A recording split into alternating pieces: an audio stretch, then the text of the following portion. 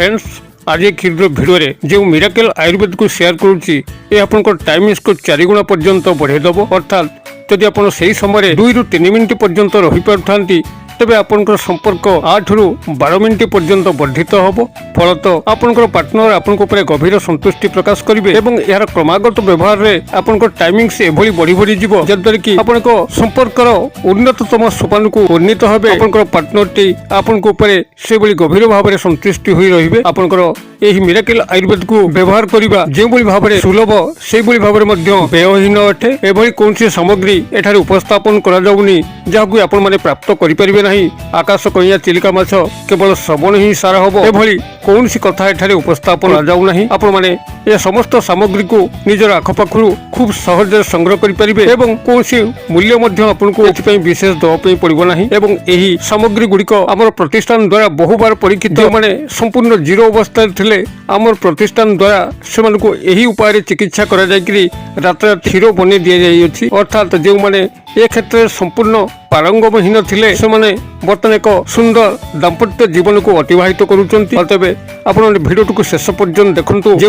Miracle Ayurveda कथा एठारे मु उपस्थापन करूची एक आपण विश्वास सहकारे व्यवहार करंतु जे लज्जाकर स्थिति अपमानजनित स्थिति आपण माने अछंती आपनकर पार्टनर आपनक ऊपर गभीर असंतुष्ट होइके अछंती आपनकर दाम्पत्य जीवन छारखार अवस्था को आसीची आपनकर पौरुषत्व तांको पाखरे क्षीर्ण होउची देखिबे समस्त क्षेत्र आपण माने निवृत्त हेबे आपनकर जीवनटी हर्ष उल्लास रे बीतिया पई लागिबो तेबे एथि सह एक तंत्रोक्त आयुर्वेद मध्ये शेयर करूची याकु कि आपण माने ना सेवन करिया पई अछि ना आपनकर मालस करिया पई अछि केवल याकु नील सूता सहाय्य रे अंटा जदि आपण माने एही पिठी मते केवल बांधी दियंती तेबे आपण से क्षेत्र बहुत पारंगम होई उठिबे ए समस्त को एई क्षुद्र भिडियो में आपनकर कल्याणार्थ शेयर करूची भिडियो को ध्यान सहकार देखंतु एई मिराकल आयुर्वेद जाकी बहु पुरातन बहु प्रसिद्ध एवं बहुबार परीक्षित याकु जन समाजर कल्याण निमंते क्षुद्र भिडियो में शेयर करूची एबे एही मिराकल आयुर्वेद एवं तंत्रोक्त प्रयोग ए दुईटी को उपस्थापन करिया पूर्व क्षुद्र निवेदन जदि आपण आज प्रथम बार करके चैनल रे प्रवेश करिसंती एवं एई भली कंटेंट रे आपनको रुचि रहउची तबे चैनल करे थिबा लाल कलर रो सब्सक्राइब बटन क्लिक करी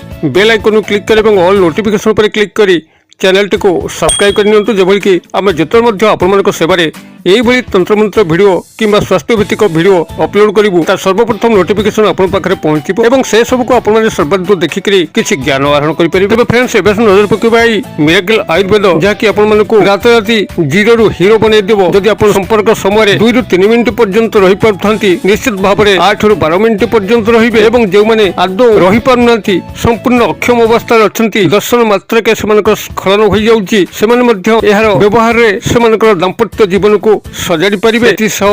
सेमानक शरीर बल तेज ओजर मध्य वृद्धि घटिबो दैनंदिन कार्यकलाप जेतिकी शक्तिर आवश्यक स्फूर्तिर आवश्यक ताहे आयुर्वेद सहायता से प्राप्त करि पारिबे एवं एई आयुर्वेद आपनकर माने परिणत बयस अछंती जो माने कि एई संपर्क क्षेत्र रे सतरा पारंगम होई पारि नथांती सेमानक ऊपर मध्य प्रयोग करा जाय करी यार एक सुंदर रिजल्ट मिलिची जदरे कि परिणत बयस लोक मानक पई मध्य एहा चमत्कार भाव रे कार्य करि आपण जेकोनसी वर्गर जेकोनसी बयस व्यक्ति होइथांती आपनको से दिगरे अत्यंत शक्तिशाली भाव में बनईदेव एवं आपनकर दाम्पत्य जीवन पार्टनर सह संपर्क स्थापन जीवन ए समस्त क्षेत्र में आपण माने पारंगम होई उठिबे तेबे एहाकु किभली आपण माने व्यवहार करिवे ध्यान सहकारे एटु भिडियोर शेष पर्यंत सुनतु प्राथमिक भाव में मु यार आयुर्वेदिक प्रयोग वर्णना करूची एवं एहार परवर्ती तंत्रोक्त प्रयोग मध्ये वर्णना करी आपनकर प्रत्यह सकाळ एवं संध्यारे 3 गोटी मंजी कहूची से 3 गोटी मंजी को संग्रह करिकि ताकू खरारे सुखैकरी चूर्ण करिकरी नखोसुम पानी हो किंबा देशी गाईर क्षीर हो अर्ध कप सह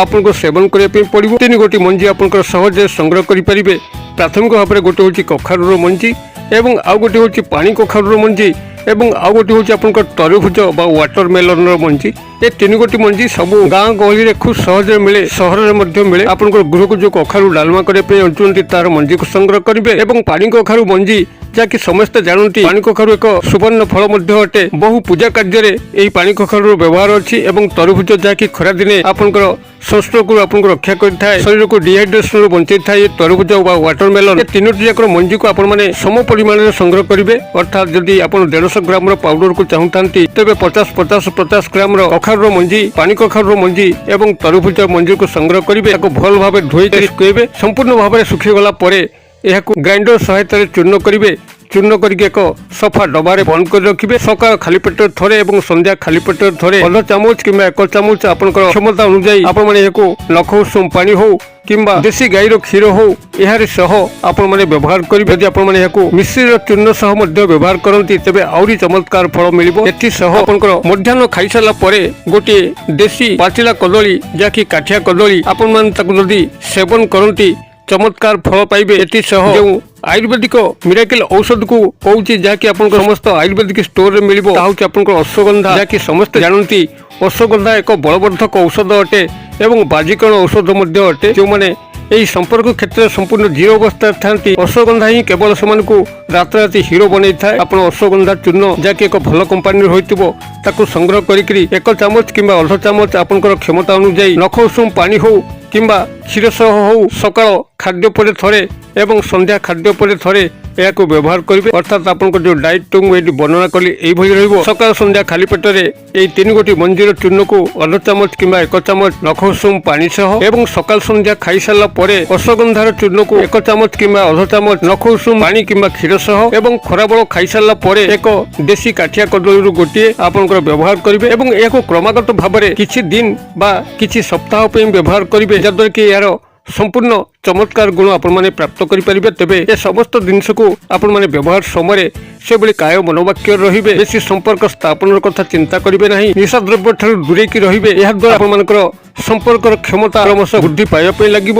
ମାନସିକ ଟେନସନ ଠାରୁ ଦୂରେଇକି ରହିବେ। ପରର କୁଚିନ୍ତା କରିବେ ନାହିଁ। ନିଜର ଜୀବନ ପ୍ରତି ଧ୍ୟାନସ୍ଥ ହୋଇକରି ନିଜର କର୍ମ ପ୍ରତି ଧ୍ୟାନସ୍ଥ ହୋଇକରି ନିଶା ଦ୍ରବ୍ୟ ଠାରୁ ଦୂରେଇକରି କୁସଙ୍ଗ ବର୍ଜନ କରିକରି ଆପଣମାନେ ଯଦି ଏହି ପଠିକୁ ସେବନ କରନ୍ତି ଏବଂ ଏହାରି ବିଧି ମତେ ରହନ୍ତି ତେବେ ନିଶ୍ଚିତ ଭାବରେ ଆପଣଙ୍କର ସମ୍ପର୍କ ସ୍ଥାପନର ଦିଗଟି କ୍ରମଶଃ ଉନ୍ନତ ହେବା ପାଇଁ ଲାଗି ମିରାକିଲ ଆୟୁର୍ବେଦକୁ ଯାହା ଆପଣମାନଙ୍କ ସହ ସେୟାର କଲି ତାକୁ ବିଧି ମତେ ସେବନରେ ଆପଣଙ୍କର ଚମତ୍କାର ଏ ଦିଗରେ ଫଳ ମିଳିବ। ଏବଂ ଯେଉଁ ଭାଇମାନେ ଏହି ଆୟୁର୍ବେଦକୁ ସେବନ କରିପାରିବେ ନାହିଁ ସେମାନଙ୍କ ପାଇଁ ଏକ ତନ୍ତ୍ରୋକ୍ତ ଆୟୁର୍ବେଦ ମଧ୍ୟ ଏଠି ସେୟାର କରୁଛି, ଧ୍ୟାନ ସହକାରେ ଶୁଣନ୍ତୁ। ଯଦି ଆପଣମାନେ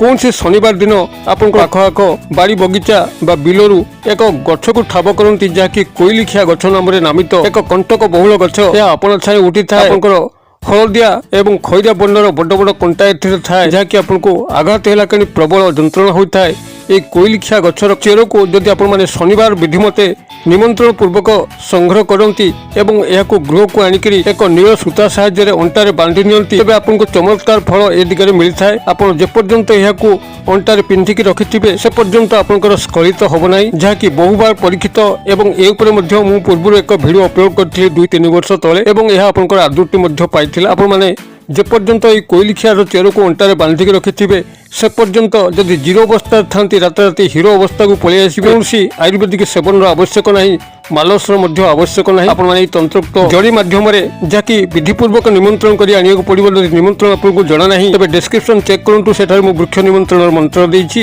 ଯାଦ୍ୱାରା କି ଆପଣ ଏହି କୋଇଲିଖିଆ ଗଛକୁ ଯେକୌଣସି ଶନିବାର ଦିନର ପୂର୍ବ ଦିନ ନିମନ୍ତ୍ରଣ କରିକି ଶନିବାର ଦିନ ଏହାର ଚେରକୁ ସଂଗ୍ରହ କରିକି ନୀଳ ସୂତା ସାହାଯ୍ୟରେ ବିଧିପୂର୍ବକ ଯଦି ଆପଣମାନେ ଏହାକୁ ଅଣ୍ଟାରେ ବାନ୍ଧନ୍ତି ପର୍ଯ୍ୟନ୍ତ ବାନ୍ଧିଥିବେ ଆପଣଙ୍କର ସ୍ଖଳନ ହେବ ନାହିଁ ଏବଂ ଯେଭଳି ଭାବରେ ଆପଣ ଏହାକୁ ଅଣ୍ଟାରୁ କାଢ଼ିଦେବେ ଆପଣଙ୍କର ସ୍ଖଳନ ହୋଇଯିବ। ଏହାକୁ ଆପଣଙ୍କର ଇଚ୍ଛା ମୁତାବକ ଯେକୌଣସି ସମ୍ପର୍କ କ୍ଷେତ୍ରରେ ବ୍ୟବହାର କରିକି ଆପଣଙ୍କର ପାର୍ଟନରକୁ ସନ୍ତୁଷ୍ଟ କରିପାରିବେ। ଆପଣଙ୍କର ଇଚ୍ଛା ମତେ ଏହି ମିରାକିଲ ଆୟୁର୍ବେଦ ହେଉ କିମ୍ବା ତନ୍ତ୍ରୋକ୍ତ ଆୟୁର୍ବେଦ ହେଉ ବ୍ୟବହାର କରିକି ଆପଣଙ୍କର ଦାମ୍ପତ୍ୟ জীবনକୁ ସୁଦୃଢ଼ କରନ୍ତୁ ଏବଂ ଆପଣଙ୍କର ପାର୍ଟନରକୁ ଗଭୀର ଭାବରେ ସନ୍ତୁଷ୍ଟି ପ୍ରଦାନ କରନ୍ତୁ। ଯଦି ଭିଡ଼ିଓଟି ପସନ୍ଦ ହେଉଛି ତେବେ ଗୋଟେ ଲାଇକ୍ କରନ୍ତୁ ଏବଂ ସାଙ୍ଗସାଥି ମହଲରେ ଯଥେଷ୍ଟ ମାତ୍ରାରେ ସେୟାର କରନ୍ତୁ, ଯେଭଳି କି ଏହା କାହାରି ପାଖରେ ପହଞ୍ଚିଲେ ସେମାନଙ୍କର କୌଣସି ନା କୌଣସି ଉପକାର କରିବସିବ। ସେମାନଙ୍କର ମଙ୍ଗଳ ହେଲେ ଆପଣଙ୍କର ମଧ୍ୟ ସ୍ୱୟଂ ମଙ୍ଗଳ ହେବା ପାଇଁ ଲାଗିବ। ଭିଡ଼ିଓର କ୍ଷୁଦ୍ର ପରିସର ମଧ୍ୟରୁ ମୋତେ ଏଠି ବିଦାୟ ଦିଅନ୍ତୁ। ପୁଣି ଆପଣମାନଙ୍କ ସହ ଦେଖା ହେବ ଆଉ ଏଇଭଳି ଏକ ଶିକ୍ଷଣୀୟ ଭିଡ଼ିଓରେ। ସେ ପର୍ଯ୍ୟନ୍ତ ଦର୍ଶକ ବନ୍ଧୁ ଆପଣମାନେ ସମସ୍ତେ ମଙ୍ଗଳଙ୍କ କୃପାରୁ ଭଲରେ ଥାନ୍ତୁ। ରହୁଛି।